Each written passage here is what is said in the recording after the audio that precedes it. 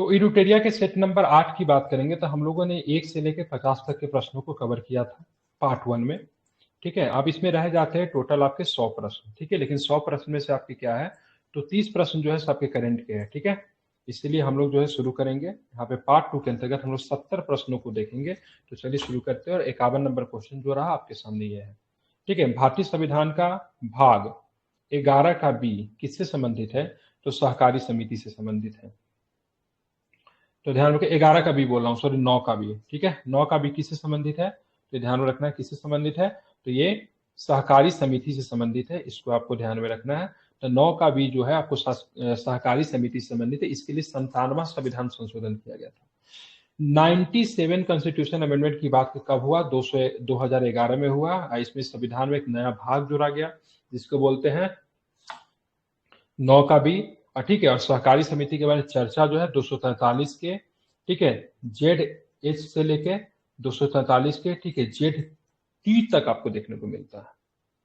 अब बलवंतराय मेहता समिति के संबंध में निम्नलिखित कथनों पर ध्यान में रखना, विचार करना है। इसने द्विस्तरीय, ठीक है, पंचायती राज व्यवस्था की स्थापना का सुझाव दिया, गलत है, क्योंकि बलवंतराय मेहता समिति ने कितने स्तरीय दिया था, तो त्रिस्तरीय। कितने स्तरीय था, तो त्रिस्तरीय था, ध्यान में रखना है।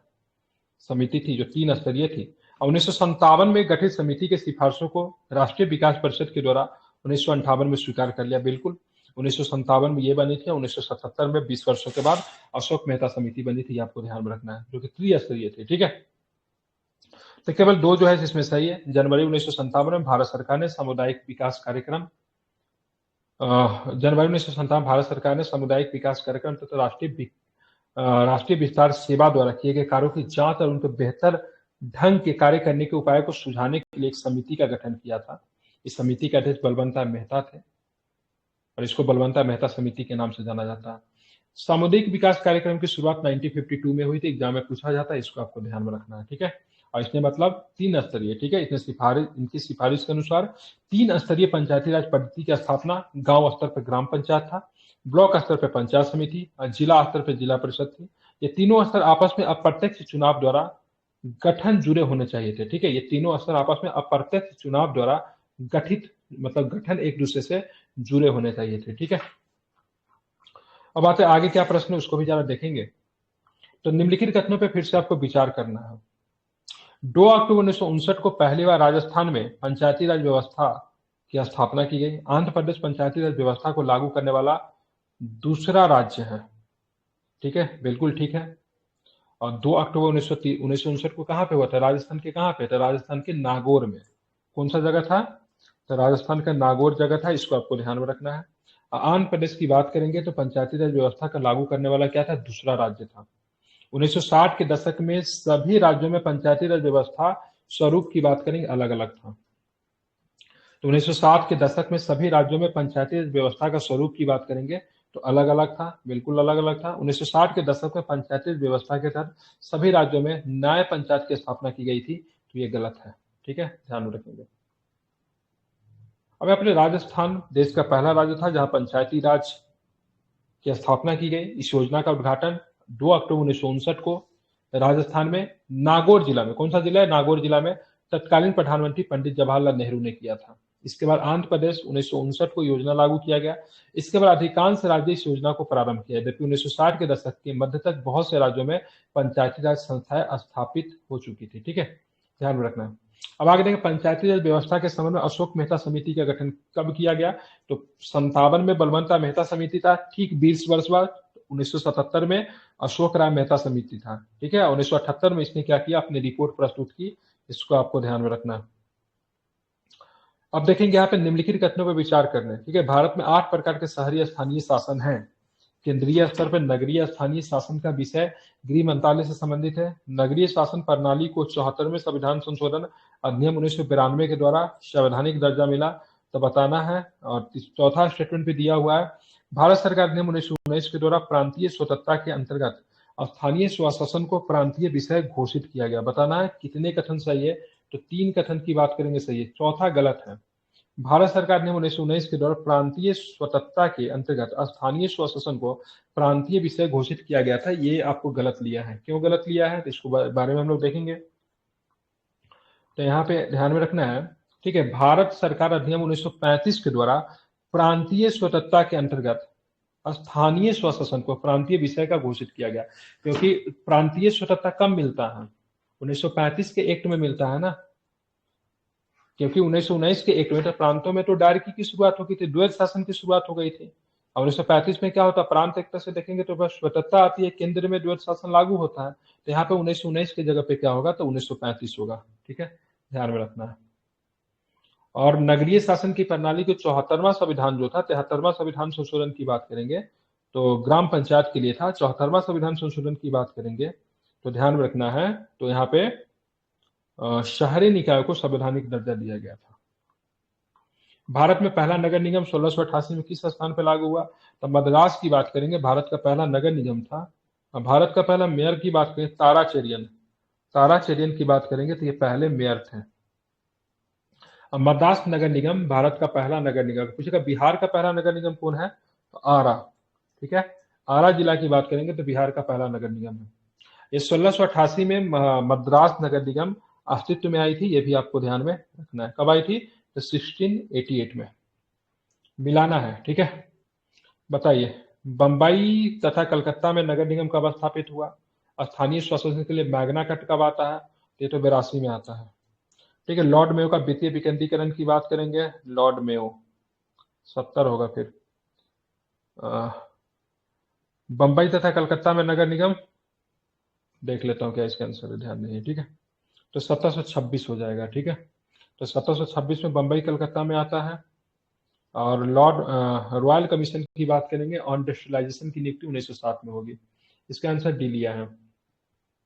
तो क्या था यहाँ पे, जरा इसको समझिएगा। तो 1726 में बंबई तथा कलकत्ता में नगर निगम स्थापित किए। कब किए गए? 1726 में।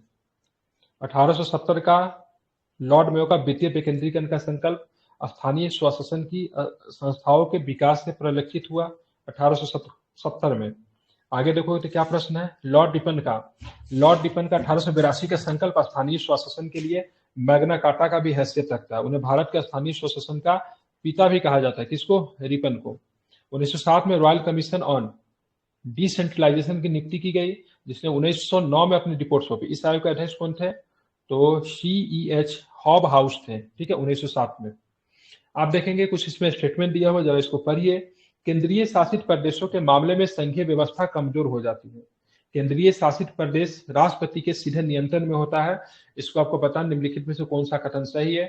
तो दोनों के दोनों सही है और साथ में व्याख्या भी आपकी सही है। ठीक है, तो केंद्र शासित प्रदेशों के मामले में संघीय व्यवस्था कमजोर हो जाती है, ध्यान में रखना है। और केंद्र शासित प्रदेश से राष्ट्रपति के सीधे नियंत्रण में होता है, तो बिल्कुल ठीक है। डायरेक्ट मतलब राष्ट्रपति के द्वारा क्या होता है, रूल होते हैं। तो राष्ट्रपति खुद करे या फिर अपने प्रशासक के मदद से क्या करते हैं, केंद्रीय प्रशासन को केंद्र शासित प्रदेश में क्या करते हैं, चलाते हैं। इसको आपको ध्यान में रखना इंपॉर्टेंट है।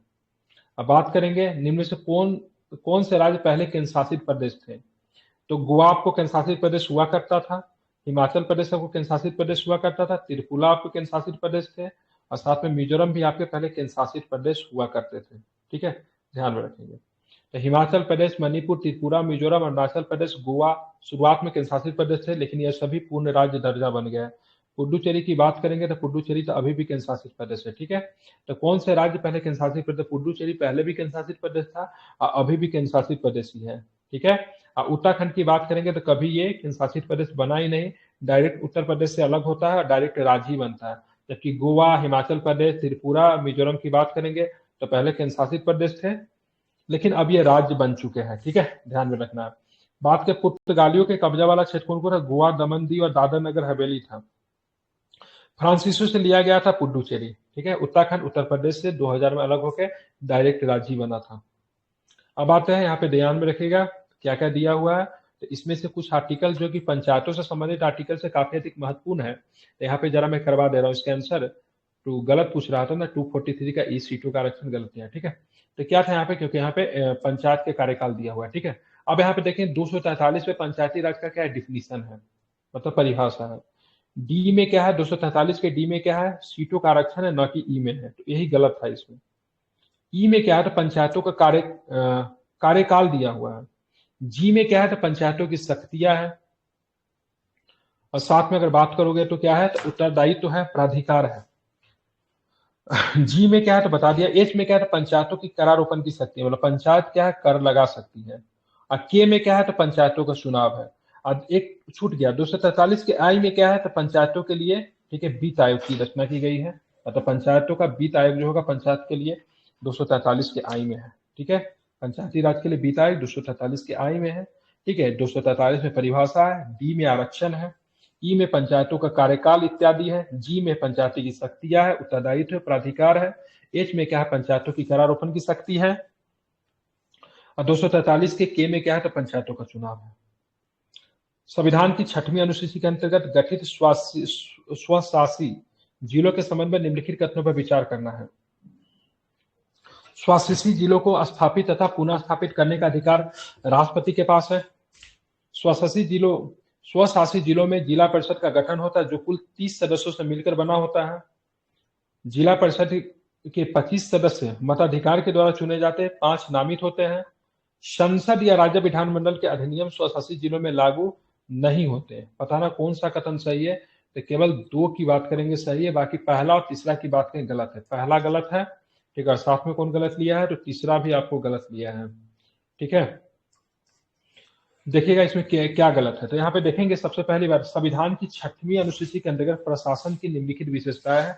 और 6वीं अनुसूची का प्रावधान आपको 4 राज्यों में, असम, मेघालय, त्रिपुरा, मिजोरम। असम, मेघालय, त्रिपुरा, मिजोरम की बात करेंगे, 4 राज्य हैं जहां पे आपको 6वीं अनुसूची लागू है। और राज्यपाल को स्वशासी जिलों को स्थापित या पुनः स्थापित करने का अधिकार है। ठीक है, यहाँ पे क्या दिया था, तो यहाँ पे राष्ट्रपति दिया था ना, इसीलिए यहाँ पे गलत हो गया। ठीक है, तो राष्ट्रपति के पास नहीं, किसके पास है, तो राज्यपाल के पास है। ठीक है, ध्यान में रखेंगे। मतलब स्वशासी जिलों का स्थापित या पुनः स्थापित करने का अधिकार किसके पास है, तो राज्यपाल के पास है, ये आपको ध्यान में रखना है। अब देखेंगे, प्रत्येक स्वशासी जिले के लिए एक जिला परिषद होगी जो 30 सदस्यों से मिलकर बने। उसमें राज्यपाल द्वारा सदस्य नामित 4 होंगे और शेष 26 वर्ष मताधिकार के आधार पर निर्वाचित किए जाएंगे। तो टोटल क्या होंगे, यहाँ पे कितने होते हैं, तो यहाँ पे आपके 30 होते हैं। 30 में 26 की बात करेंगे तो चुनाव के द्वारा चुने जाते हैं, और 4 की बात करेंगे तो राज्यपाल के द्वारा क्या होंगे, तो नामित होंगे। इसको भी आपको ध्यान में रखना है। संसद या राज्य विधानमंडल का अधिनियम स्वशासी जिले या स्वशासी प्रदेशों पर लागू नहीं होता। अगर होता भी है तो अपवादों को कुछ फेरबदल के साथ लागू होता है, और यह निर्णय कौन लेगा, तो राज्यपाल निर्णय लेगा। तो संसद या विधानमंडल के कानून इन क्षेत्रों पर लागू होगा कि नहीं होगा। निम्नांकित कथनों में फिर से आपको विचार करना है। संविधान का भाग 8 के अंतर्गत अनुच्छेद 239 से 242 में केंद्र शासित प्रदेशों के संबंध में उपबंध है। ठीक है, प्रत्येक केंद्र शासित प्रदेश प्रशासनिक सुविधा में एकरूपता नहीं है। असत्य कथन का चयन करना है। ठीक है, तो ध्यान रखेंगे, इसके आंसर की बात करेंगे तो इसका आंसर आपको ए लिया है, केवल एक है, क्योंकि यहाँ पे अनुच्छेद गलती दिया हुआ था। 239 से 242 दिया था ना, क्योंकि संविधान के भाग 8 में 239 से लेके 241 में केंद्र शासित प्रदेशों के बारे में उपबंध है। लेकिन केंद्र शासित प्रदेशों में समानता नहीं है, अलग अलग है। जैसे हमारे दिल्ली की बात करेंगे, प्लेनी एरिया है, ठीक है, कितनी अधिक, मतलब वहां पे इलाइट क्लास के लोग रहते हैं, काफी समृद्ध हैं। और वही दूसरा केंद्र शासित प्रदेश आप चले जाए, अंडमान निकोबार द्वीप समूह, एकदम सुदूर एरिया है, जनजातीय इलाका है, डेवलपमेंट जीरो है। तो एकरूपता बिल्कुल भी नहीं है केंद्र शासित प्रदेश में, आपको ध्यान रखना है। केंद्र शासित प्रदेश के संबंध में असत्य कथन का चयन, केंद्र शासित प्रदेशों में उच्च न्यायालय की स्थापना की जा सकती है, बिल्कुल की जा सकती है। दिल्ली में भी है, चंडीगढ़ में भी है। उपराज्यपाल के पास अध्यादेश प्रकाशित करने का अधिकार है। दिल्ली विधानसभा मंत्रिमंडल की संख्या कुल संख्या का 10% है। बिल्कुल, दिल्ली के मंत्रियों की नियुक्ति उपराज्यपाल दिल्ली के मंत्रियों की नियुक्ति उपराज्यपाल मुख्यमंत्री की सलाह पे करता है, तो ये आपको गलत है। ठीक है, दिल्ली में मंत्रियों की नियुक्ति उपराज्यपाल मुख्यमंत्री की सलाह पे करता है, गलत है। बाकी आप देखोगे 91वां संविधान संशोधन हुआ था, इसमें क्या कहा गया था, 91वां संविधान संशोधन में कहा गया था कि भाई साहब जो क्या बोलते हैं, संविधान संशोधन ये कहा गया था जो मंत्रियों की संख्या होनी चाहिए सदन की संख्या के 15% से अधिक नहीं होना चाहिए और 12 से कम नहीं होना चाहिए। लेकिन दिल्ली में 10% ही है। दिल्ली में कितना है, 10% ही है। उपराज्यपाल जो होते हैं उनको अध्यादेश पारित करने का अधिकार होता है, जस्ट लाइक राज्यपाल और राष्ट्रपति की तरह। केंद्र शासित प्रदेश की स्थापना आप देखोगे तो यहाँ पे क्या होता है, केंद्र शासित प्रदेशों में उच्च न्यायालय की स्थापना की जाती है, जैसे दिल्ली में भी है और साथ में आप देखो चंडीगढ़ में भी है। डी नंबर ऑप्शन क्यों गलत किया है, क्योंकि यहाँ पे आप देखोगे, यहाँ पे मुख्यमंत्री की नियुक्ति की बात करेंगे तो राष्ट्रपति करते हैं, और मुख्यमंत्री इस्तीफा भी किससे देंगे, तो राष्ट्रपति को ही देंगे। ठीक है, ध्यान रखें, खास करके दिल्ली में राष्ट्रपति मुख्यमंत्री को नियुक्ति करता है, न कि उपराज्यपाल। अन्य मंत्रियों की नियुक्ति राष्ट्रपति मुख्यमंत्री के सलाह पे करता है, ठीक है। और मंत्री राष्ट्रपति के प्रसादपंत पद भी धारण करते हैं, ठीक है। अब मंत्रिमंडल सामूहिक रूप से विधानसभा के प्रति उत्तरदायी होते हैं, ये भी आपको ध्यान रखना है। अनुसूचित जनजातियों का कल्याण हेतु एवं अनुसूचित क्षेत्रों के प्रबंधन हेतु आयोग का कब गठन किया गया? तो 1960 में गठन किया गया था। तो अनुसूचित जातियों के कल्याण हेतु एवं अनुसूचित क्षेत्रों के प्रबंधन हेतु आयोग कब गठित किया गया था? तो 1960 में गठित किया गया था, ध्यान में रखेंगे। और ये जो कमीशन जो था उसको ढेबर कमीशन के नाम से जानते हैं, ठीक है। तो इस आयोग का गठन 1960 में हुआ था, जिसकी अध्यक्षता ढेबर ने की थी और 1961 में अपनी रिपोर्ट प्रस्तुत की थी, ठीक है, ध्यान रखेंगे। करीब 4 दशक के बाद दूसरे आयोग के गठन की बात करें 2002 में हुआ था, जिसकी अध्यक्षता दिलीप सिंह भूरिया ने की थी। इसको भूरिया कमीशन के नाम से जानते हैं। तो भूरिया कमीशन जो था 2002 में था और ढेबर की बात करेंगे तो 1960 में था, इसको भी ध्यान रखेंगे। और संबंध इनका क्या चीज था? अनुसूचित क्षेत्रों के प्रबंधन हेतु इनका संबंध है, ठीक है। राष्ट्रपति राज्य में अनुसूचित जनजातियों के कल्याण हेतु अनुसूचित क्षेत्रों के प्रबंधन हेतु आयोग गठित करता है। ध्यान में कौन करता है? राष्ट्रपति, ठीक है। जो कि कब बना था? तो ढेबर बात करेंगे 1960 में था। अब भूरिया की बात करेंगे, दिलीप सिंह भूरिया 2002 में था, जो कि 4 में अपनी रिपोर्ट दी थी। निर्वाचन संबंधी मामलों में न्यायालयों में हस्तक्षेप से संबंधित प्रावधान का वर्णन किस अनुच्छेद में है? तो निर्वाचन संबंधी मामलों में न्यायालय के हस्तक्षेप संबंधी प्रावधान की बात करेंगे तो आपको किसमें मिलता है? तो ध्यान में रखना किसमें है? तो 329 में। किसमें है? तो ध्यान में रखना 329 में है। इसको जरा आप लोग ध्यान फरमाइएगा, इंपॉर्टेंट है। अब चलेंगे 66 नंबर क्वेश्चन, जरा देखिए। कुछ महत्वपूर्ण अनुच्छेद देख लीजिए। 327 में विधानमंडलों के निर्वाचन के संबंध में उपबंध करने की संसद की शक्ति है। 328 में किसी राज्य के निर्वाचन मंडल के लिए निर्वाचनों के संबंध में उपबंध करने की विधानमंडल की शक्ति है। 329 में निर्वाचन संबंधी मामलों में न्यायालय के हस्तक्षेप का वर्णन है। लोकसभा में अनुसूचित जाति और अनुसूचित जनजातियों के लिए स्थानों का आरक्षण कितने में है? तो 330 में, जो कि इंपॉर्टेंट है, पूछा जाता है। 66 प्रश्न देखिए। निर्वाचन आयोग के संबंध में निम्नलिखित कथनों पे आपको क्या करना है? विचार करना है। निर्वाचन आयोग के अध्यक्ष को उसी प्रकार हटाया जा सकता है जैसे उच्चतम न्यायालय के न्यायाधीशों को हटाया जा सकता है। निर्वाचन आयोग अर्ध न्यायिक संस्था के रूप में कार्य करता है, ठीक है। संवैधानिक संस्था निर्वाचन आयोग, ठीक है। निर्वाचन आयोग के मुख्य निर्वाचन आयोग की शक्ति को 2 अन्य निर्वाचन आयुक्तों के समान ही होती है। बताना असत्य कथन कौन सा है?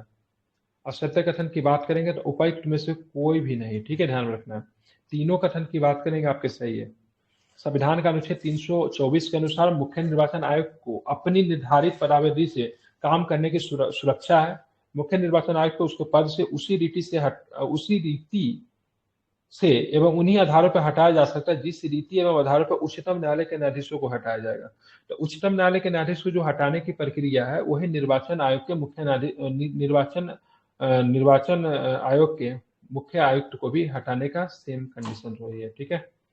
और संसद, राज्य विधानमंडल, राष्ट्रपति व उपराष्ट्रपति के पदों के निर्वाचन संदर्भ में निर्वाचन आयोग की शक्ति एवं कार्यों को 3 श्रेणियों में बांटा जा सकता है। प्रशासनिक है, सलाहकारी है, दूसरा अर्धन्यायिक है, ठीक है। चुनाव आयोग की बात करेंगे तो चुनाव आयुक्तों को सेवा में सत्य के कार्य का संचालन अधिनियम 1991 के अनुसार मुख्य निर्वाचन आयुक्त एवं 2 अन्य निर्वाचन आयुक्तों के पास समान शक्तियां होगी, ठीक है। तो 1991 में, ठीक है, एक नियम आया जिसके वजह से भाई साहब मुख्य निर्वाचन आयुक्त की जो शक्तियां है वही जो अन्य का बराबर ही शक्ति होगा, ठीक है। और जो इनको भत्ता मिलेगा, दूसरा लाभ वगैरह मिलेगा, जो शक्ति वगैरह होगी, वेतन भत्ते में दूसरे अनुलाभ भी एक समान मिलेगा, जो सर्वोच्च न्यायालय के न्यायाधीश के समान भी होगा, ठीक है। तो ये भी आपको ध्यान में रखना है, इंपॉर्टेंट है ये।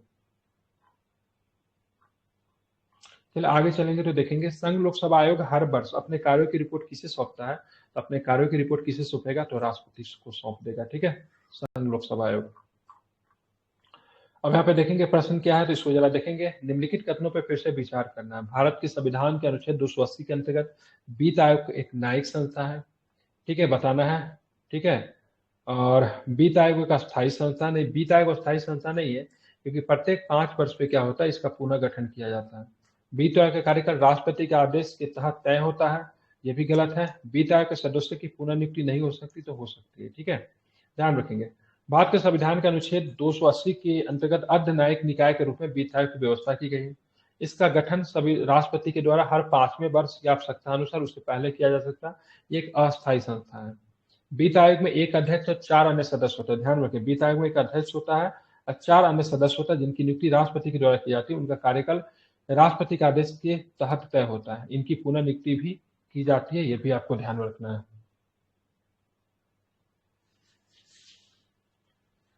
तो वित्त आयोग के कार्यकाल राष्ट्रपति के आदेश के तहत तय नहीं होते। वित्त आयोग का कार्यकाल राष्ट्रपति के आदेश के तहत नहीं होता। वित्त आयोग के जो सदस्य और अध्यक्ष का जो कार्यकाल जो होता है ना, वो राष्ट्रपति के, ठीक है, अनुसार तय होता है। ठीक है, ध्यान में रखेंगे, इंपॉर्टेंट है। वित्त आयोग के अध्यक्ष कौन होते हैं? तो प्रथम वित्त आयोग के अध्यक्ष कौन है? तो केसी नियोगी है। तो अभी मुझे बता सकते हो सभी कौन सा वित्त आयोग है? अभी वित्त आयोग का अध्यक्ष कौन है? कोई भी व्यक्ति, सबको एग्जाम देना है। अरविंद पनगड़िया। और कितना नंबर का वित्त आयोग है? छठा। छठा, बहुत सुंदर। और 16वां। कोई? 16वां। और 16वां। कोई? 16वां वित्त आयोग। कौन छठा बोला है? जरा दर्शन फिर से दीजिए था। 16वां वित्त आयोग है। ठीक है, ध्यान में रखेंगे। 15वां वित्त आयोग की बात करेंगे, उसके अध्यक्ष एनके सिंह थे। सॉरी, क्या नाम है यार? हाँ, एनके सिंह थे। ठीक है। अब प्रथम वित्त आयोग की बात करें, उसके अध्यक्ष कौन है? केसी नियोगी थे। ठीक है। अब प्रथम वित्त आयोग की गठन 1951 में किया गया और 1952 में अपनी रिपोर्ट जमा की। प्रथम वित्त आयोग रिपोर्ट का क्रियान्वयन वर्ष 52 से लेकर 57 तक था। निम्नलिखित कथनों पर फिर से विचार करना। 101वें संविधान संशोधन अधिनियम 2015 के द्वारा देश में नई प्रणाली वस्तु सेवा कर जीएसटी मार्ग प्रशस्त किया गया। जीएसटी परिषद की स्थापना राष्ट्रपति के आदेश के द्वारा की गई है। तो सत्य कथन की चयन की बात करेंगे तो इससे ये 2015 में नहीं होगा, 2000 कब था? 2016 में होगा। कब था? 101वां संविधान संशोधन अधिनियम 2016 ने देश में एक नई कर प्रणाली का मार्ग प्रस्तुत किया, जिसको वस्तु एवं सेवा का, जिसको जीएसटी कहते हैं। तो 2015 नहीं होगा। ठीक है। जीएसटी परिषद का गठन 279 के ए में दिया गया है, जो कि राष्ट्रपति के आदेश के द्वारा की जाती है। ठीक है। तो 279 के ए में है, इसको भी ध्यान में रखना है। अब आते देखेंगे, पंचायती राज संस्थाओं को समझ में किस समिति ने इसे बिना जड़ की घास कहा था? तो किसने कहा था बिना जड़ की घास? किसने कहा था? ध्यान में रखेंगे, तो ध्यान में रखना है। तो किसने कहा था? तो जीबीके राव समिति ने कहा था। जीबीके राव समिति ने पंचायती राज संपत्ति को क्या बोला? बिना जड़ की घास कहा था। क्योंकि पंचायती राज समिति को आप देखोगे तो शुरू में क्या नहीं था? तो शुरू में इनको वित्तीय अधिकार नहीं था। मतलब आपको बोलेंगे से लंदन चले जाइए घूमने, और पैसा रहेगा ही नहीं जेबी में, बोलेंगे मेला जाइए घूमने, जब जेबी में पैसा ही नहीं रहेगा तो मेला क्या घूमोगे? कुछ नहीं घूम पाओगे। तो पंचायती राज बनाने के बाद इनको जब वित्तीय शक्ति आप नहीं दोगे तो इनके पास यूजलेस हो जाएगा ना। इसलिए कहा था ये बिना जड़ की घास है। ठीक है, जीबीके राव ने। ठीक है, ध्यान रखेंगे। और ये कब गठन हुआ था? तो 1985 में जीबीके राव समिति थी। ठीक है, चलिए अब देखेंगे अन्य निर्वाचन आयुक्तों को मुख्य निर्वाचन आयुक्त के तहत कार्यकाल की सुरक्षा उपलब्ध नहीं है। गलत बात है। ठीक है, अन्य निर्वाचन आयुक्त को मुख्य निर्वाचन आयुक्त की सिफारिश पर हटाया जा सकता है। बताना कौन सा कथन है? तो दोनों को दोनों सही ले लिया। अच्छा कथन है, कथन आप दोनों को दोनों सही। मतलब अन्य निर्वाचन आयुक्तों को मुख्य निर्वाचन आयुक्त की तरह कार्यकाल की सुविधा उपलब्ध नहीं है। अन्य निर्वाचन आयुक्त को मुख्य निर्वाचन आयुक्त की सिफारिश पे हटाया जा सकता है। ये तो आपका सही है, ध्यान में इसको रखेंगे। ठीक है, अब देखिए कुछ प्रमुख प्रश्न दिया हुआ जो कि निम्नलिखित युग्मों पे आपको बताना है कौन सा गलत है। तो 243 टी में सीटों का आरक्षण है। नगर निगम के लिए बात हो रही है, नगर पालिका के लिए। 243 के जेड में नगर पालिकाओं को लेखा का टेंशन है। जेड ए में क्या? नगर पालिकाओं का चुनाव है। जेड बी की बात करेंगे तो इसको सदस्यता की अयोग्यता को लेकर गलत बताया, क्योंकि जेड बी में क्या? संघ शासित क्षेत्रों में लागू होना। ठीक है, और जेड भी में बात करेंगे, सॉरी 243 के भी में बात करेंगे सदस्यता से अयोग्यता है। तो आपके एग्जाम में नगर पालिका से कम प्रश्न आते हैं और पंचायती राज से ज्यादा प्रश्न आते हैं। तो पंचायती राज के जो भी आर्टिकल्स है वो आपको याद होना चाहिए। ठीक है, ध्यान में रखेंगे। तो गलत कौन सा है? तो यहाँ पे जेड बी वाला जो दिया है सदस्यता का योग्यता, ये गलत है। क्योंकि सदस्यता का योग्यता की बात करेंगे तो 243 के क्या है? भी में है। अब केंद्र शासित प्रदेशों के संबंध में निम्नलिखित कथनों पर फिर से आपको क्या करना है? विचार करना है। तो विचार कीजिए। संसद सभी केंद्र शासित प्रदेशों में तीनों विषयों पर कानून बना सकती है। पुडुचेरी विधानसभा संवर्ती सूची के विषय पर कानून बना सकती है। राष्ट्रपति विधि बनाकर संसद के किसी अधिनियम को समाप्त या संशोधित कर सकता है। दिल्ली विधानसभा की तरह जम्मू एवं कश्मीर विधानसभा पुलिस व्यवस्था पर कानून नहीं बना सकती। बताना उपयुक्त में से कौन सा कथन सही है? तो चारों कथन की बात करेंगे सही। दिल्ली विधानसभा की तरह जम्मू कश्मीर विधानसभा पुलिस व्यवस्था पर कानून नहीं बना सकती। ठीक है, ध्यान में रखना है। राष्ट्रपति विधि बनाकर संसद के किसी अधिनियम को समाप्त कर सकता है, किसको लेकर, केंद्र शासित प्रदेश को लेकर। पुडुचेरी विधानसभा समवर्ती सूची के विषय पर कानून बना सकती है, बिल्कुल बना सकती है।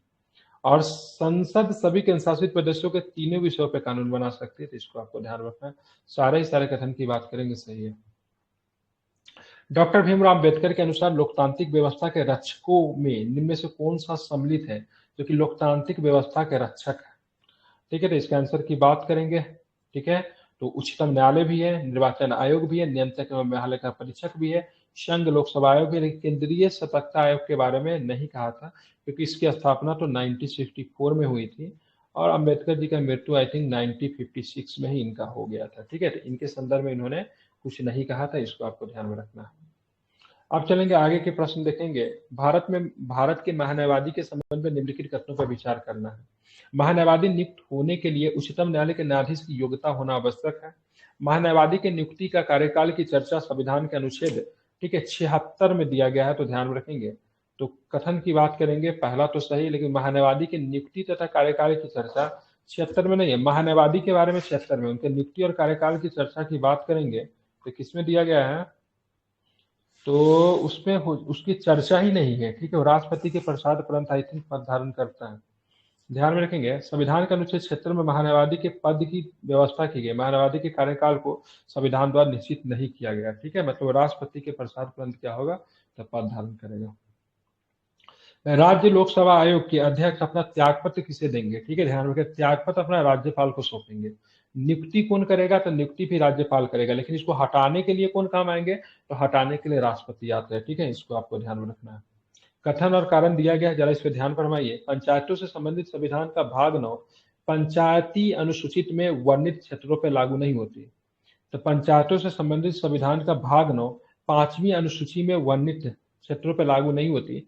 संसद के पेशा अधिनियम, ठीक है, मतलब panchayat extension PESA, in panchayat extension in schedule area होता है। ठीक है, पेशा 1996 में आई थी आपकी पेशा। ठीक है, तो पेशा की बात करेंगे, संसद में पेशा अधिनियम द्वारा भाग 9 से जुड़े प्रावधानों के जरूरी संशोधनों के साथ अनुसूचित क्षेत्रों में विस्तार किया गया है।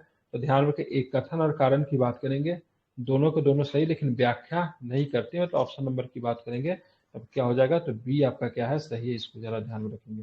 फिर से मैं रिपीट कर दे रहा हूँ, जरा ध्यान में रखिए। पंचायतों से संबंधित संविधान का भाग 9 5वीं अनुसूची में वर्णित क्षेत्रों पर लागू नहीं होता। संसद के, ठीक है, संसद में पेशा अधिनियम द्वारा भाग 9 से जुड़े प्रावधानों के जरूरी संशोधनों के साथ अनुसूचित क्षेत्रों में विस्तारित किया जा सकता है, तो ये भी आपका सही है। आगे चलेंगे तो देखें कौन सा प्रश्न, वो भी जरा देखते हैं। तो यहाँ पे प्रश्न देखिए, तो निम्नलिखित में से कौन 11वीं अनुसूची से संबंधित है?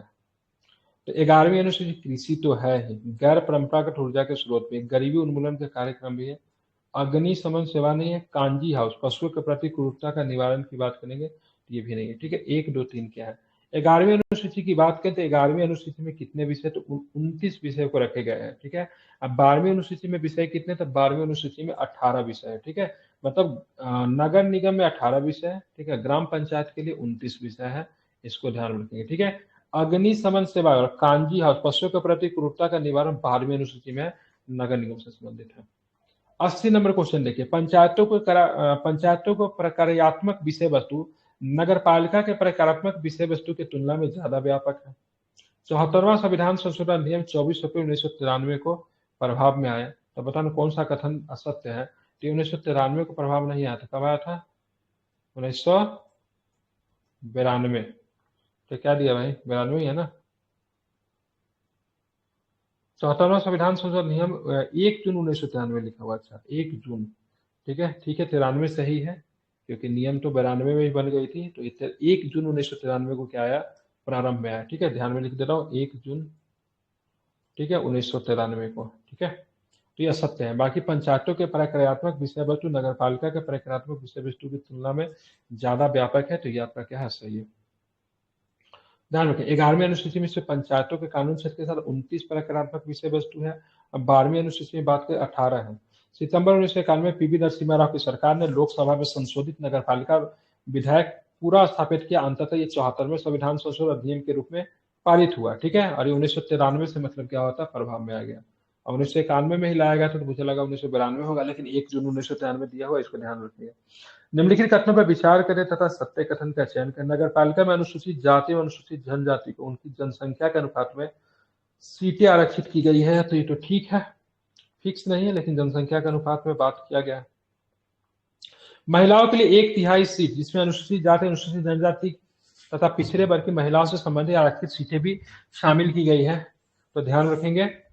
और राज्य विधानमंडल नगर पालिका के अध्यक्ष के निर्वाचन के तरीका प्रदान करता है। नगर पालिका के आरक्षण की सुविधा अनुच्छेद 334 में विनिर्दिष्ट, ठीक है। समापन अवधि 2030 के पश्चात समाप्त हो जाएगी। इसमें गलत पूछ रहा था ना, गलत ही पूछ रहा है ना। असत्य कथन का चयन करें, तो इसमें असत्य कथन की बात करें तो इसका बी लिया असत्य कथन, मतलब महिलाओं के 1/3 जिसमें अनुसूचित जाति, अनुसूचित जनजाति तथा पिछड़े वर्ग की महिलाओं को संबंधित आरक्षित सीटें भी शामिल है, तो ध्यान रखिए ये गलत है। क्यों गलत है, ध्यान में रखेंगे। तो गलत इसलिए है, तो ध्यान रखेंगे, तो यहाँ पे पंचायतों नगर पालिकाओं में पिछड़े वर्ग के लिए आरक्षण का कोई प्रावधान नहीं है, ठीक है। तो पिछले वर्ग के आरक्षण के लिए किसी प्रकार का कोई भी प्रावधान नहीं दिया गया, इसमें दोनों चीज दे दिया गया, इसीलिए गलत है ये, ठीक है। अब आते हैं वन, लोक व्यवस्था, पेटेंट, कारखाना, विद्युत, इनमें कौन सा समवर्ती सूची में शामिल है, तो समवर्ती सूची में वन शामिल है। समवर्ती सूची की बात करेंगे तो आपका कारखाने शामिल है, और समवर्ती सूची में विद्युत को शामिल है। पेटेंट और लोक व्यवस्था की बात करेंगे स्टेट लिस्ट में होगा, ये किसमें दिया हुआ भाई, संघ सूची। पेटेंट संघ सूची में, लोक व्यवस्था की बात करेंगे तो राज्य सूची में आपको लोक व्यवस्था आपको देखने को मिलता है। बढ़ते वरीयता क्रम के अनुसार निम्नलिखित पदों को व्यवस्थित करें, तो सबसे पहले कौन आएंगे, बढ़ते, तो आपको नीचे से ऊपर जाना है। तो सबसे अधिक शक्तिशाली की बात करेंगे तो इसमें क्या हो जाएगा, ध्यान रखेंगे, ठीक है। सबसे पहले क्या आएंगे, नीचे से चलते हैं, तो यहाँ पे लोकसभा के उपाध्यक्ष हैं, फिर उच्चतम न्यायालय के न्यायाधीश आएंगे, फिर राष्ट्रमंडल देशों के उच्चायुक्त आएंगे, और फिर मतलब क्या आ जाएंगे, तो ध्यान में उपाध्यक्ष नीति आयोग आएंगे, और गलत लगा दिया क्या, नहीं, भारत से सम्मानित व्यक्ति आएंगे, उसके बाद उपाध्यक्ष नीति आयोग होंगे। तो सबसे पावरफुल की बात करेंगे तो ध्यान में रखेंगे उपाध्यक्ष नीति आयोग, उसके बाद कौन है, तो भारत तक से सम्मानित व्यक्ति है, उसके बाद राष्ट्रमंडल देशों का आयुक्त है, उसके उच्चतम न्यायालय के न्यायाधीश है, और सबसे नीचे लोकसभा के उपाध्यक्ष आ जाएंगे, जो कि 5 नंबर पे आएंगे, ठीक है। तो घटते क्रम में कहां से शुरुआत करें, बढ़ते क्रम में, तो नीचे से चलेंगे ना, तो लोकसभा के उपाध्यक्ष से शुरुआत होगी। निम्नलिखित कथनों पर विचार करें तथा असत्य कथन का चयन करें। नीति आयोग के सदस्य भारत के महान्यायवादी के वरीयता क्रम से ऊपर है। जन्म और मृत्यु का पंजीकरण समवर्ती सूची का विषय है, ध्यान रखेंगे। 36वें संविधान संशोधन के द्वारा, तो 36वें संविधान संशोधन के द्वारा सिक्किम को भारतीय संघ का पूर्ण राज्य बना लिया गया, बिल्कुल सही है ये। और अनुच्छेद 371 में अरुणाचल प्रदेश तथा असम के लिए विशेष उपबंधित, ये आपका गलत लिया है। तो नीति आयोग का सदस्य की बात करें, भारत के महान्यायवादी से वरीयता क्रम में ऊपर है, वो ठीक है। जन्म और मृत्यु का पंजीकरण समवर्ती सूची में है, ठीक है। और 36वें संविधान संशोधन सिक्किम को भारतीय संघ में शामिल किया गया था 1975 में, ये आपका सही है। क्योंकि बात करें 1901, यहाँ पे 371 में हिमाचल प्रदेश तथा असम के लिए नहीं है, महाराष्ट्र और गुजरात के लिए है। 371 में किसमें है, तो महाराष्ट्र और गुजरात के लिए, आपका गलत है। अब देखें, निम्नलिखित कथनों पर विचार करना है। नगर निगम में महापौर निर्वाचित होते हैं। अधिसूचित क्षेत्र समिति की बात औद्योगिकरण के कारण विकासशील कस्बा होता है।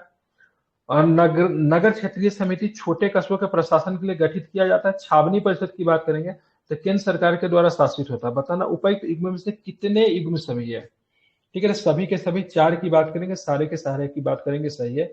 महापौर भी निर्वाचित होता है, ठीक है, ध्यान रखें। बहुत जगह पे महापौर का ऐसे भी चुनाव किया जाता है अप्रत्यक्ष तरीके से, लेकिन इस बार का आपने बिहार में चुनाव देखा होगा, इसमें महापौर भी चुनाव में खड़े थे, ठीक है। महापौर जिसको मेयर भी कहा जाता है, जो कि जिला का प्रथम नागरिक भी होता है। नगर निगम में परिषद का प्रमुख कौन होता है, तो महापौर होता है, ये भी आपको ध्यान में रखना है।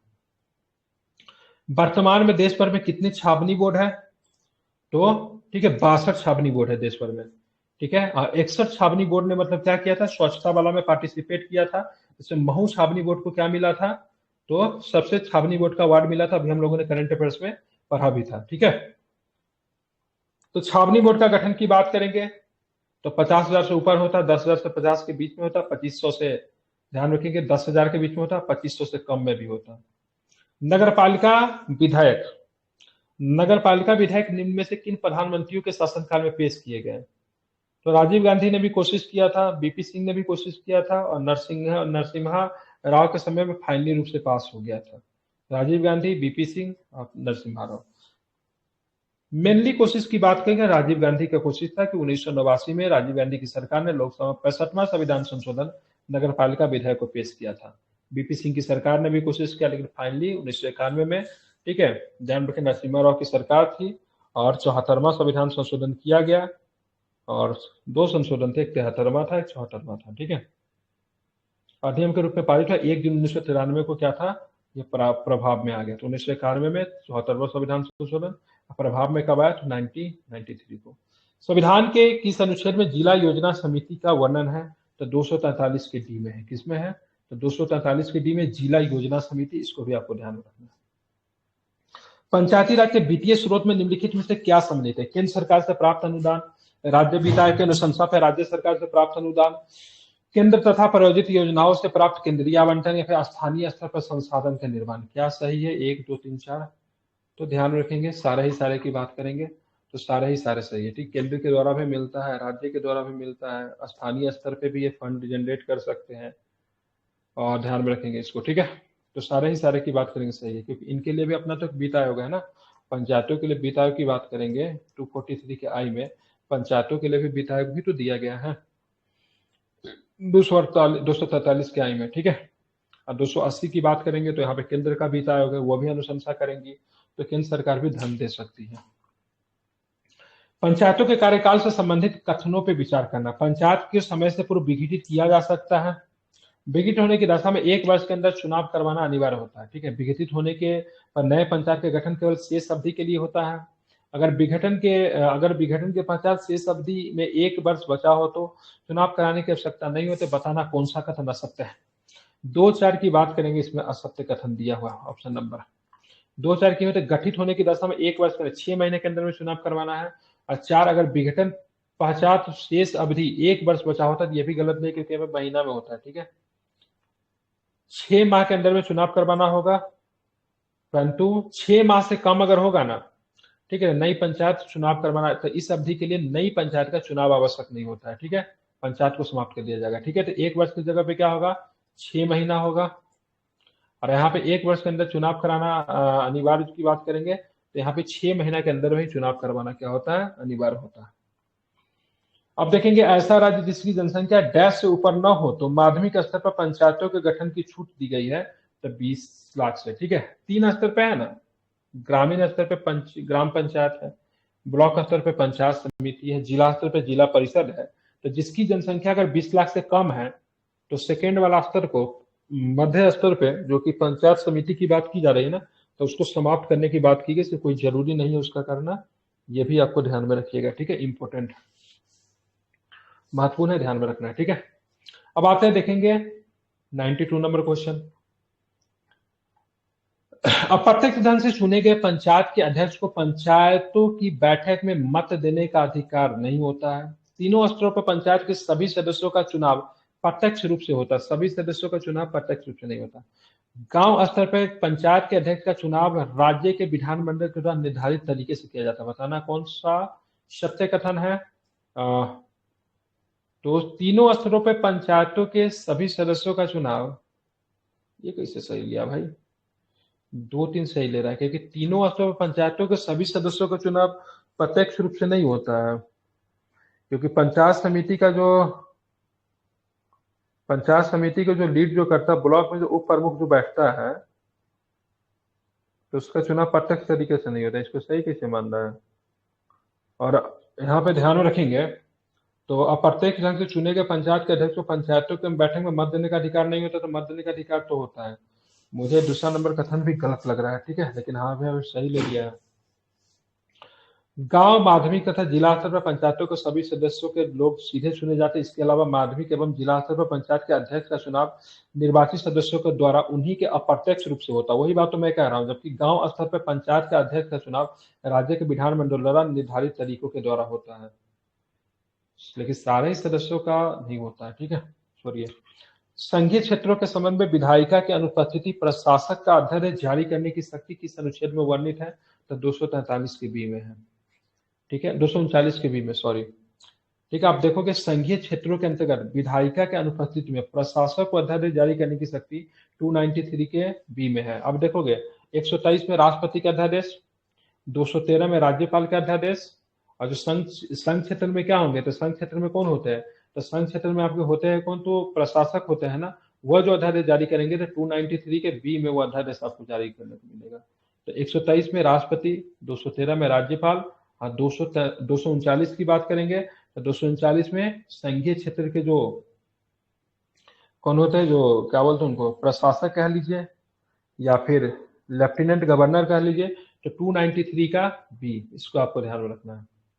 और 239 में ए में क्या है, तो 239 में दिल्ली से संबंधित विशेष प्रावधान की बात करेंगे, 293 के ए में दिया गया है, बहुत महत्वपूर्ण है, इसको आपको ध्यान में रखना है। अब आते हैं देखेंगे आगे, 9वां की बात करेंगे, 10वां, 12वां और 14वां। तो 14वां के कौन थे, तो वाई बी रेड्डी, ठीक है, ये अभी 16वां वित्त आयोग चल रहा है, ठीक है। तो 9वां की बात करेंगे तो साल्वे साहब थे, केपी साल्वे। 10वां का केसी पंत हो जाएंगे, 12वां के सी रंगराजन हो जाएंगे, और वाई बी रेड्डी की बात करेंगे तो ये 14वां का होगी। ये रंगराजन साहब वाई बी रेड्डी की बात करें, आरबीआई के भूतपूर्व गवर्नर भी रहे हैं, ठीक है। 15वां की बात करेंगे एनके सिंह है, 16वां की बात करेंगे तो अरविंद पनगरिया। जीएसटी परिषद के सदस्य कौन होते थे, जीएसटी परिषद के सदस्य की बात करेंगे, केंद्रीय वित्त मंत्री होते हैं, राजस्व अर्थात वित्त के प्रभावी केंद्रीय राज्य मंत्री होते हैं, और आरबीआई के गवर्नर भी होते हैं, ठीक है। प्रधानमंत्री नहीं होते जीएसटी परिषद में, प्रत्येक राज्य के वित्त मंत्री भी जीएसटी परिषद में नहीं, सॉरी मिस्टेक बता दिया, आरबीआई के गवर्नर नहीं होता है, ठीक है। प्रत्येक राज्य के वित्त मंत्री होगा, राजस्व अर्थात वित्त के प्रभावी केंद्रीय राज्य मंत्री होंगे, और केंद्रीय वित्त मंत्री होगा। अध्यक्ष जो होता है केंद्रीय वित्त मंत्री, इसका अध्यक्ष होता है। और 279 के ए की बात करेंगे तो उसमें जीएसटी परिषद की गठन की बात की गई है। आरबीआई के गवर्नर और प्रधानमंत्री नहीं होते हैं, ठीक है। अब देखिए निम्नलिखित कथनों पर फिर से आपको विचार करना है, ठीक है। जीएसटी परिषद की बैठकों में प्रत्येक निर्णय उपस्थिति के सदस्यों के भारित मतों को 2/3 बहुमत से लिया जाता है, ठीक है, ध्यान में रखेंगे। केंद्र सरकार के मतों का भार, केंद्र सरकार के मतों का भार बैठक में दिए गए कुल मतों का 1/4 होता है। समस्त राज्य सरकार के मतों का भार बैठक में दिए गए कुल मतों का 3/4 के बराबर है। परिषद के कुल सदस्यों की आधी संख्या प्रत्येक बैठक के लिए फोरम के रूप में अनिवार्य है। बताना है निम्नलिखित में से कौन सा कितने कथन सत्य है, तो केवल एक कथन सत्य है, ठीक है, ध्यान रखें। पहला वाला तो गलत है क्योंकि 3/4 होता है, ठीक है, ये गलत है। यहाँ पे 1/4 की 2/3 की नहीं, 3/4 होता है, 3/4 होता है, ठीक है। कोई भी निर्णय लेना है तो 3/4 से निर्णय लेना पड़ेगा, ठीक है। देखिए परिषद के सभी निर्णय इसकी बैठक में लिए जाते हैं। परिषद के कुल सदस्यों की आधी संख्या प्रत्येक बैठक के लिए फोरम के रूप में अनिवार्य है। परिषद का प्रत्येक निर्णय बैठक की उपस्थित सदस्यों के भारित मतों का 3/4 बहुमत से लिया जाता है। निर्णय निम्नलिखित सिद्धांतों के अनुसार लिए जाते हैं, मतलब कि 3/4 से निर्णय लिया जाता है, ध्यान में रखना है।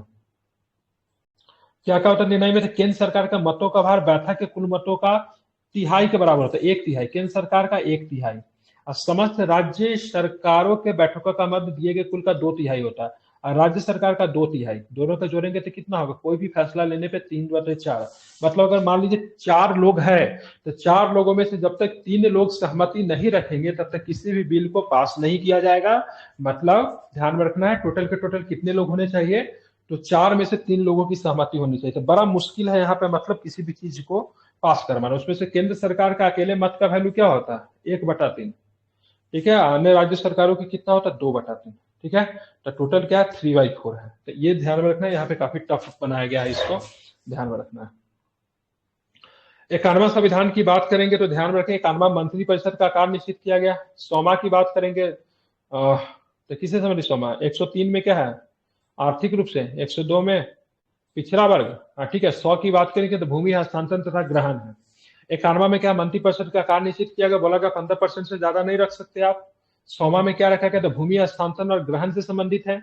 102 की बात करेंगे तो पिछड़ा वर्ग का आयोग है। 103 की बात करें आर्थिक रूप से कमजोर वर्ग के बारे में जानकारी दिया गया है, ये भी आपको ध्यान में रखेंगे, काफी अधिक महत्वपूर्ण है, इसको आपको ध्यान में रखना है, ठीक है। अब हम लोग आगे चलते, आगे कौन सा प्रश्न वो भी देखेंगे। संविधान के किस अनुच्छेद के द्वारा संसद को अधिकार दिया गया को केंद्र राज्य या किसी अन्य प्राधिकरण या संस्था के महालेखा परीक्षक से जुड़े लेखा मामलों को व्यवस्थित करे थे, किसमें है, तो 151 में, किसमें है, तो 151 में इसको रखा गया। ये जो आप देख रहे हो ना, 91, 100, 102, 103, ये काफी अधिक महत्वपूर्ण है। 101 किससे है? तो 101 जीएसटी से है, इसको ध्यान में रखना है। तो 100 में क्या है? भूमि हस्तांतरण है। 101 में जीएसटी है। 102 की बात करेंगे तो पिछड़ा वर्ग है। 103 की बात करेंगे तो आर्थिक रूप से कमजोर है। ठीक है। 104 की बात करेंगे तो ओबीसी है। 104 किससे है? 104 और देख लीजिएगा, 100 आई थिंक ओबीसी से क्या 104 भूल रहा हूँ। ये नारी शक्ति वाला जो है 106 है। ठीक है। तो ये सब महत्वपूर्ण है। ये लेटेस्ट अनुच्छेद है, उसको आपको ध्यान, लेटेस्ट कॉन्स्टिट्यूशन अमेंडमेंट है। ये काफी एग्जाम में पूछा जाता है, ये आपको ध्यान में रखना चाहिए। 104 की बात करेंगे तो 104 किससे? मैंने ओबीसी बताया ना, सॉरी। ये मतलब लोकसभा में जो सीट का जो एंग्लो इंडियन से संबंधित है। ठीक है। एंग्लो इंडियन के सीट को रिमूव किया गया 104 में। ठीक है। ओबीसी से नहीं है। और 105 की बात करेंगे, 105 भी जरा ध्यान में रख लीजिए। 105 की बात करेंगे तो 105 किससे है? तो 105 की बात करेंगे तो यहाँ पे ध्यान रखना है, तो ये आपका जो है ना, ये आपका की बात करेंगे तो 105 constitution amendment to Indian constitution also known as the constitution 105th amendment act was passed in 2021 restore the power to state government to identify social and educational backward. ठीक है। एसईबीसी मतलब ये रखा गया, ओबीसी और एसईबीसी रखा गया ताकि वो मतलब आर्थिक रूप से पिछड़े वर्गों की वो पहचान कर सके तो कौन है। इसमें स्टेट को पावर दे दिया गया। ठीक है। 105 उनसे। 106 की बात करें, नारी शक्ति बंधन विधेयक क्या आया था उससे, जिसमें महिलाओं को 33% आरक्षण दिया गया है विधानसभा में और लोकसभा में। ठीक है। तो ये काफी महत्वपूर्ण अनुच्छेद है, पूछे जा सकते हैं, इसको आपको ध्यान में रखना है। भारत के दूसरे प्रशासनिक सुधार आयोग का कार्यकाल क्या था? तो 2005 से लेकर 2009 था। ठीक है। ध्यान रखें। ठीक है। ये किसके अध्यक्षता में था? तो बीरप्पा मोइली। तो दूसरा प्रशासनिक आयोग की बात करें, बीरप्पा मोइली के अध्यक्षता में 2006 से 2005 से लेकर 2009 तक बनी थी, इसको आपको ध्यान में रखना है। अब चलते 100 नंबर क्वेश्चन पे हम लोग आगे। इसके बाद 20 क्वेश्चन आपका और बनेगा, उसको हम लोग देख लेंगे। हर राज्य एवं केंद्रशासित क्षेत्रों में किन जातियों हर राज्य एवं केंद्रशासित क्षेत्र में किन जातियों या जातीय समूह को अनुसूचित जाति अनुसूचित जनजाति माना जाएगा, संविधान में यह तय करने का अधिकार राष्ट्रपति को दिया, बिल्कुल दिया है। और संविधान की किन जातियों को जातीय समूह का अनुसूचित जाति अनुसूचित जनजाति कहा जाए, इसका उल्लेख नहीं है। तो बताना कौन सा स्टेटमेंट है? दोनों को दोनों स्टेटमेंट है। मतलब किसी राज्य में अनुसूचित जाति अनुसूचित जनजाति कौन बनेगा, ये तय राष्ट्रपति करेंगे। ठीक है। क्योंकि संविधान में इसका किसी प्रकार का उल्लेख नहीं दिया गया है। किस संविधान संशोधन अधिनियम द्वारा अनुसूचित जाति तथा अनुसूचित जनजाति के लिए पृथक आयोग का प्रावधान किया गया? तो 89 में किया गया। किसमें किया गया? तो 89 में किया गया। इसको आपको ध्यान में रखना है। निम्नलिखित कथनों पर फिर से आपको विचार करना है। विचार कीजिए। अनुच्छेद 371 आंध्र प्रदेश से संबंधित है। अनुच्छेद को 32वें संविधान संशोधन 1973 के द्वारा जोड़ा गया था, तो गलत है। ठीक है। दोनों के दोनों गलत है। ठीक है। क्योंकि ये ग की बात है, एबीसी मतलब 371 का सी किससे संबंधित है? मणिपुर से संबंधित है। ठीक है। किससे संबंधित है? मणिपुर से संबंधित है।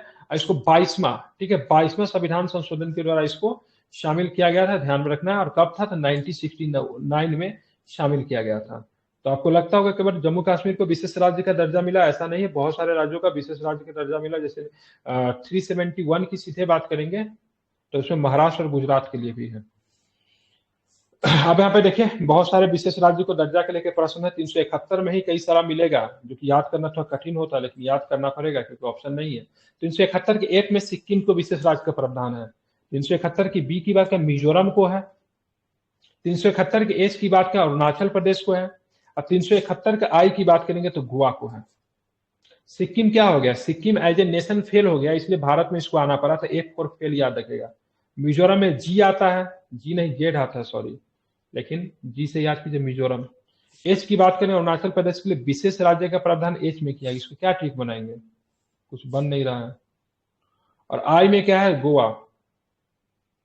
गोवा राज्य के लिए विशेष प्रावधान किसमें? आई में है। तो GHI, FGHI, एफ में सिक्किम, फिर मिजोरम, फिर अरुणाचल प्रदेश, फिर गोवा। ठीक है। तो पहले सिक्किम है, फिर मतलब क्या है? मिजोरम है, फिर मतलब अरुणाचल प्रदेश है, फिर मतलब गोवा है। सीमी अगो और FGHI। ठीक है, पूछा जा सकता है। निम्नलिखित में विधानसभा में कम से कम 3 सदस्यों का प्रावधान नहीं है। निम्नलिखित में किस विधानसभा में कम से कम 30 सदस्यों का प्रावधान है? सिक्किम में आपको कितने सदस्य मिलते हैं? आप देखोगे विधानसभा के सदस्यों की संख्या 60 से कम नहीं हो सकती। और विधान परिषद की सदस्यों की संख्या 40 से कम नहीं हो सकती। लेकिन मिजोरम में आप देखोगे, मिजोरम विधानसभा में कम से कम 40 सदस्यों का प्रावधान किया गया है, ठीक है। बाकी गोवा में आप देखोगे तो कितना है भाई, गोवा में 40 के आसपास ही है, ठीक है, 40 है, ठीक है। तो मिजोरम विधानसभा में कम से कम 40 सदस्यों का प्रावधान किया गया। राज्यपाल तथा धन विधायक के संबंध में निम्नलिखित कथनों में विचार करना। वह विधायक को स्वीकृति दे सकता है, और विधायक को रोक सकता है, और विधायक को राष्ट्रपति के विचरात सुरक्षित रख सकता है, ठीक है। तो सारे ही सारे कथन की बात करेंगे सही। तो राज्यपाल की बात करेंगे तो राज्यपाल धन विधायक को स्वीकृति दे देगा, विधायक को रोक देगा, वो राष्ट्रपति के विचरात सुरक्षित रख सकता है। लेकिन ध्यान में रखना है, विधायक को लौटा नहीं सकता है, धन विधायक को लौटाया नहीं जा सकता है, ठीक है, ध्यान रखेंगे। तो धन विधायक को क्या किया जा सकता है, लौटाया नहीं जा सकता है, ध्यान में रखना है। स्वीकृति दे दीजिए, कुछ बोलिए नहीं, रोक के रख लीजिए, तो फिर राष्ट्रपति के विचार के लिए रोक लीजिए, लेकिन उसको लौटा नहीं सकते धन विधायक को, ठीक है। धन विधायक के बारे में बोल रहा था क्या ये, हाँ धन विधायक के बारे में, ठीक है, उसको लौटाया नहीं जा सकता है, ठीक है।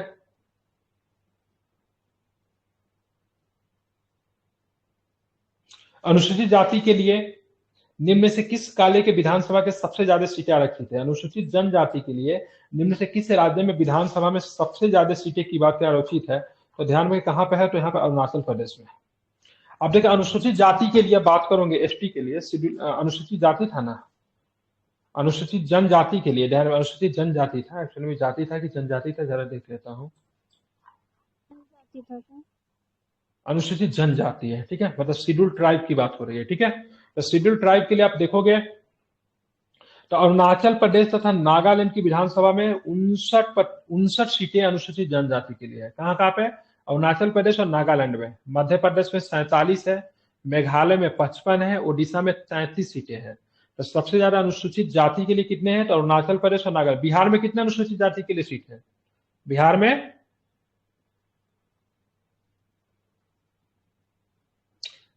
अनुसूचित जाति के लिए कितने सीट आरक्षित हैं, नहीं पता है। अनुसूचित जाति के लिए 38 गो है, अनुसूचित जनजाति के लिए 2 सीट है। कटोरिया और मनिहारी की बात करें अनुसूचित जनजाति के लिए है, और 38 सीट जो एससी के लिए है, एसटी के लिए केवल 2 सीट है। जबकि अरुणाचल प्रदेश की बात करेंगे, नागालैंड की बात करें, 59 सीटें की बात करेंगे तो उनके लिए। तो बिहार में तो आपके एसटी की जनसंख्या भी तो बहुत कम है ना, क्योंकि झारखंड राज्य के अलग हो जाने से बिहार में एसटी की जनसंख्या नगण्य है। उच्च न्यायालय के न्यायाधीश को हटाने संबंधी प्रक्रिया न्यायाधीश जांच अधिनियम द्वारा वर्णित है। यह अधिनियम किस वर्ष लाया गया था, तो 1968 में। 1968 में उच्च न्यायालय के न्यायाधीश को हटाने संबंधी प्रक्रिया न्यायाधीश जांच अधिनियम के द्वारा वर्णित है, इसको आपको ध्यान में रखना है। संख्या राज, ठीक है, संख्या राज्यों में केंद्र शासित प्रदेशों के सबसे ज्यादा न्यायिक क्षेत्र किस उच्च न्यायालय के अंतर्गत आता है, ठीक है। तो गुवाहाटी में कितने आते हैं पता है आपको, गुवाहाटी में असम भी है, नागालैंड भी है, मिजोरम भी, अरुणाचल प्रदेश, 4 है, ठीक है। गुवाहाटी की बात करेंगे तो गुवाहाटी उच्च न्यायालय में 4 है, ठीक है, ध्यान रखेंगे, इंपॉर्टेंट है, ठीक है। अब बात करोगे यहाँ पे बंबई में महाराष्ट्र, गोवा, दादरा नगर हवेली और दमन द्वीप की बात करें 3 है। कलकत्ता की बात करें पश्चिम बंगाल तथा अंडमान निकोबार द्वीप समूह है, और तमिलनाडु पुडुचेरी की बात करें मद्रास है। एग्जाम में प्रश्न क्या पूछेगा, मतलब मद्रास उच्च न्यायालय का क्षेत्राधिकार कहाँ कहाँ पे है, तो क्या बताओगे कहाँ कहाँ पे मद्रास उच्च न्यायालय का, तो मद्रास उच्च न्यायालय का आपको ध्यान में रखना है तमिलनाडु और पुडुचेरी में। कलकत्ता का कहाँ कहाँ पे है, तो कलकत्ता का आपको पड़ेगा पश्चिम बंगाल में, अंडमान निकोबार द्वीप समूह में, ठीक है, 2 जगह पे। बंबई का कहाँ कहाँ पे है, तो महाराष्ट्र में है, गोवा में है, दादरा नगर हवेली तथा दमन द्वीप, दोनों एक ही राज्य बन गया, दादरा नगर हवेली और दमन द्वीप, ठीक है, वो 3 जगहों पे है, ठीक है। गुवाहाटी की बात करेंगे तो 7 जगह पे इसके है, ठीक है, 7 बोल रहा हूँ, 4 पे है, कहाँ कहाँ पे, असम में है, नागालैंड में, मिजोरम में है, अरुणाचल प्रदेश में, ठीक है। तो भारत में कितने ऐसे उच्च न्यायालय जिनका क्षेत्राधिकार 1 से अधिक पे है, तो ऐसे 7 है, कितने हैं, 7 है, ध्यान में इसको रखना, 7। इसमें कौन छूट गया, चंडीगढ़ छूट गया, क्योंकि चंडीगढ़ की बात करेंगे तो चंडीगढ़ का किसका, चंडीगढ़ खुद अपने लिए है, पंजाब के लिए है, और साथ में आपको ध्यान में रखना है तो किसके लिए है, तो साथ में आपका हरियाणा के लिए भी है, ठीक है। 2 और भी कोई होगा, लेकिन टोटल कितना है, 7 है। एक केरल भी छूट गया सर, केरल का कौन सा है भाई, केरल में कहाँ पे, केरल वाला भी होगा, केरल का जो उच्च न्यायालय कहाँ पे है केरल का, तिरुवनंतपुरम में तो नहीं है, टोटल 7 ऐसे उच्च न्यायालय जिनका क्षेत्राधिकार, ठीक है, एक से अधिक पे है, बस इतना ध्यान में रखना। गाडगिल समिति के संबंध में निम्नलिखित कथनों पर विचार करना। गाडगिल समिति का गठन 1985 में किया गया, गलत है। इसे पंचायती राज को संवैधानिक दर्जा देने का सुझाव दिया, तो ध्यान में, इसने पंचायतों के 3 स्तरों पर प्रत्यक्ष निर्वाचन का सुझाव दिया था। गाडगिल समिति कब बनी थी? तो 1988 में बनी थी। बी एन गाडगिल के नेतृत्व में 98 में समिति बनी थी। इसने पंचायती राज को संवैधानिक दर्जा देने का सुझाव दिया। इसने पंचायतों के 3 स्तरों पर प्रत्यक्ष निर्वाचन की शुरुआत की थी। ये भी आपका क्या है? सही है, इसको आपको ध्यान में रखना है। अब आते हैं, देखेंगे आगे कौन सा प्रश्न है। पेशा अधिनियम, पेशा जिसको विस्तार अधिनियम कहते हैं, ठीक है, PESA, panchayat extension in schedule area, ठीक है, कब आई थी? 1996 में आई थी। के अंतर्गत प्रत्येक ग्राम सभा सामाजिक तथा आर्थिक विकास को स्वीकृति देगी। छोटे स्तर पर खनिजों के खनन संबंधी लाइसेंस प्राप्त करने के लिए ग्राम सभा का अनुमति लेना अनिवार्य होगा। प्रत्येक ग्राम सभा गरीबी उन्मूलन एवं अन्य कार्यक्रम के लाभार्थियों के पहचान के लिए भी जिम्मेदार होगा। बताना कौन सा है गलत है? तो कोई भी गलत नहीं है, सारे के सारे सही है, ठीक है। पेशा अधिनियम की बात करेंगे तो कब आता है? 1996 में आता है, ध्यान में रखना है, इंपॉर्टेंट है, ये प्रश्न कई बार एग्जाम में पूछा गया है। राष्ट्रीय मानवाधिकार आयोग के संबंध में निम्नलिखित कथनों पर विचार करें। NHRC, national human right commission, एक संवैधानिक निकाय है, गलत है। इसकी स्थापना 1992 में हुई थी, तो इसकी स्थापना 1990 में हुई थी, ठीक है, 90 है ना भाई? नहीं सॉरी, 93, अरे 1993 में, ठीक है। ये एक वैधानिक है, न कि मतलब क्या है? संवैधानिक है, इसको आपको ध्यान में रखना है। आप चलेंगे आगे, देखेंगे कौन सा प्रश्न है, उसको भी जरा ध्यान देते हैं। तो यहाँ पे कुछ विकल्प दिए हैं, उसको ध्यान रखना है। आयोग एक बहुस्तरीय निकाय है जिसमें एक अध्यक्ष और 4 सदस्य होते हैं। किसके बारे में बोल रहा है भाई? तो बोल रहा है किसके बारे में? तो राष्ट्रीय मानवाधिकार आयोग के बारे में बोल रहा है, ठीक है। तो बहुदक्षीय निकाय तो है, ठीक है, जिसमें एक अध्यक्ष और 4 सदस्य होते हैं, ठीक है ये, ठीक है। एक सदस्य में बात करें, महिला होने की कोई जरूरत नहीं है। अध्यक्ष और सदस्यों की नियुक्ति 3 सदस्यीय समिति के सिफारिश पे राष्ट्रपति के द्वारा की जाती है। तो ध्यान में रखना है, 1 और 3 की बात करेंगे, इसमें क्या है? गलत है, ठीक है। तो महिला इसमें होनी चाहिए, सॉरी, महिला क्या होनी चाहिए? इसमें होनी चाहिए। पहला और तीसरा कौन? आयोग एक बहुसदस्यीय इकाई जिसमें एक अध्यक्ष और 4 सदस्य। सदस्य कितना होता है इसमें? 5 होता है, ठीक है। कितना होता है? 5 होता है। और ये वाला भी गलत लिया है, क्योंकि अध्यक्ष और सदस्यों की नियुक्ति 3 सदस्य समिति की सिफारिश पर राष्ट्रपति के द्वारा की जाती है। तो इसको गलत क्यों लिया है? तो ध्यान रखेंगे, तो इसकी राष्ट्रपति के द्वारा की जाती है, लेकिन 6 समिति होता है, ठीक है। क्या होता है? 6 सदस्यीय होता है। राष्ट्रपति के द्वारा तो किया जाता है, लेकिन समिति में सदस्यों की संख्या 3 नहीं, 3 2 6 होता है। ऐसे एक महिला होती है, और साथ में रखेंगे इसमें क्या? एक अध्यक्ष के अलावा मतलब क्या होते हैं? 5 सदस्य होते हैं। इसको जरा आप लोग ध्यान में रखेंगे, ठीक है। ये भूलने वाली चीज है, ठीक है, बेसिक चीज है, लेकिन क्या होता है? दिमाग से उतर जाता है, आप गलती कर सकते हो। इसको आप लोग क्या कीजिए? याद रखा कीजिए, ठीक है। किसी का भी दिमाग से ये आउट हो सकता है, ठीक है। अब राष्ट्रीय मानवाधिकार आयोग के संबंध में निम्नलिखित कथनों पर विचार करना। अध्यक्ष और सदस्य 3 वर्ष की अवधि तक या 65 वर्ष की आयु प्राप्त करने तक जो पहले वो पद पर बने, गलत है, इसमें 70 हो जाएगा। अपने कार्यकाल के बाद अध्यक्ष तथा सदस्य केंद्र तथा राज्य सरकार के अधीन किसी अन्य नियुक्ति के लिए पात्र नहीं होंगे। अध्यक्ष तथा सदस्य पुनः नियुक्ति के पात्र है। बताना कौन सा कथन सही है? केवल 2 सही है। 2 3 की बात करेंगे, सही है। अध्यक्ष और सदस्य पुनः नियुक्ति के पात्र है।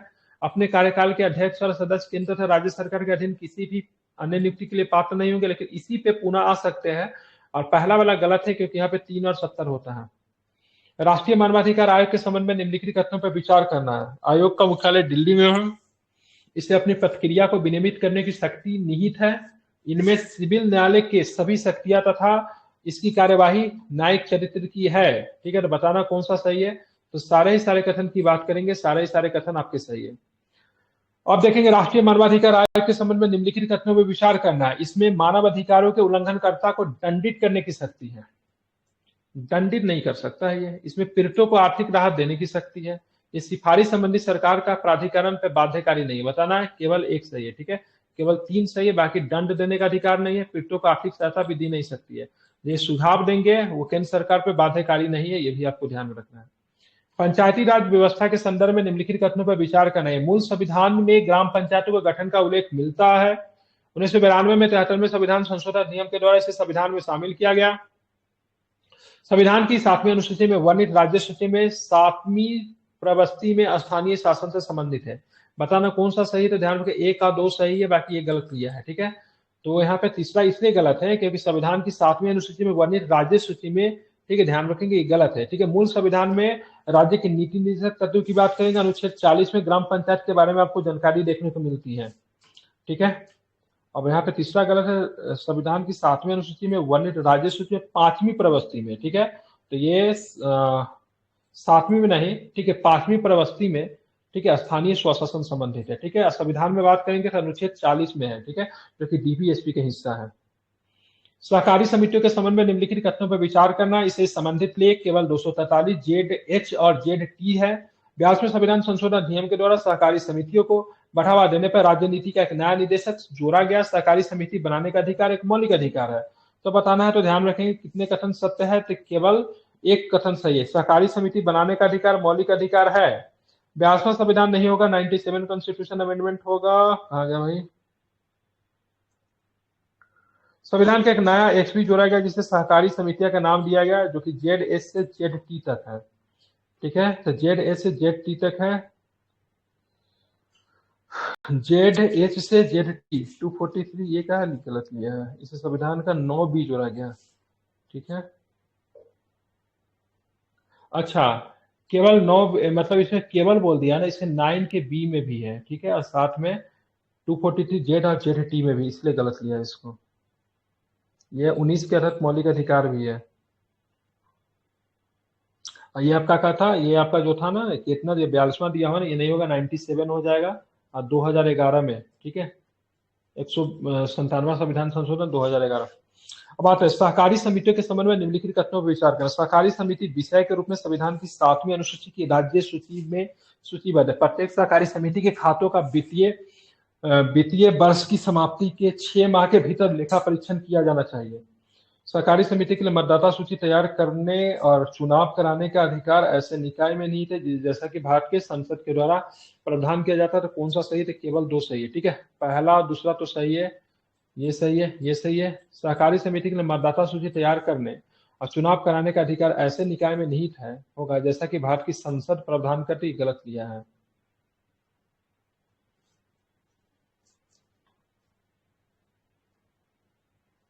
तो ये संसद नहीं, राज्य विधानमंडल जैसा चाहेगी वैसा होगा, ठीक है, इसलिए गलत किया है। 97वां संविधान संशोधन 2012 में अधिनियमित किया गया, गलत है, 2011 होगा। इसे लोकपाल को संवैधानिक दर्जा और संरक्षण प्रदान किया, तो ये भी गलत है। सहकारी समिति को किया, ठीक है, दोनों के दोनों गलत हो जाएगा, ठीक है, क्योंकि 2011 होगा, यहाँ पे लोकपाल नहीं सहकारी समिति होगा। लास्ट क्वेश्चन आज का, सहकारी समितियों के संबंध में निम्नलिखित कथनों पर विचार करना। बोर्ड में निदेशकों की संख्या उतनी होगी जितनी राज्य विधानमंडल द्वारा निर्धारित किए जाएंगे। किसी सहकारी समिति के निदेशकों की अधिकतम संख्या 15 से अधिक नहीं होगी। बोर्ड के निर्वाचित सदस्यों का कार्यकाल चुनाव की तारीख से 3 वर्ष होगा। और सत्य कथन की बात के 2 है, ठीक है। पहला वाला है, बोर्ड के निदेशकों की संख्या उतनी होगी जितना कि मतलब राज्य का विधानमंडल निर्वाचित के 15 निश्चित नहीं होगी, अधिकतम 15 नहीं होगा। बोर्ड के निर्वाचित सदस्यों का कार्यकाल चुनाव की तारीख से 3 वर्ष होगा, गलत है। कितना होगा तो ध्यान रखेंगे, 5 वर्ष होगा चुनाव की तारीख से। और अधिकतम संख्या का कोई प्रावधान है क्या? निदेशकों की अधिकतम संख्या 21 होगी, कितनी होगी? 15 नहीं होगी, कितनी होगी? 21 होगी, ठीक है। बोर्ड के निर्वाचित सदस्यों का कार्यकाल चुनाव की तारीख से 5 वर्ष होगा, न कि 3 वर्ष। अब बोर्ड के निदेशकों की संख्या उतनी होगी जितनी राज्य विधानमंडल तय करेगी, तो इसलिए केवल 2 कथन गलत है, पहला कथन सही है, ठीक है। तो चलिए ध्यान रखेंगे, सक्षम ऐप का उद्देश्य तो आप लोग जानते ही है, दिव्यांग लोगों को चुनाव संबंधी अनुकूलित सेवाएं प्रदान करना। तो कल के क्लास में हम लोग देखेंगे सेट नंबर 9, ठीक है, जो कि ज्योग्राफी का प्रश्न है। उम्मीद करता हूँ बना लेंगे आप लोग, कल उसी पे हमारी डिस्कशन होगी, ठीक है। आज हम लोगों ने क्या किया, सेट 8 को क्या किया, कंप्लीट किया, ठीक है।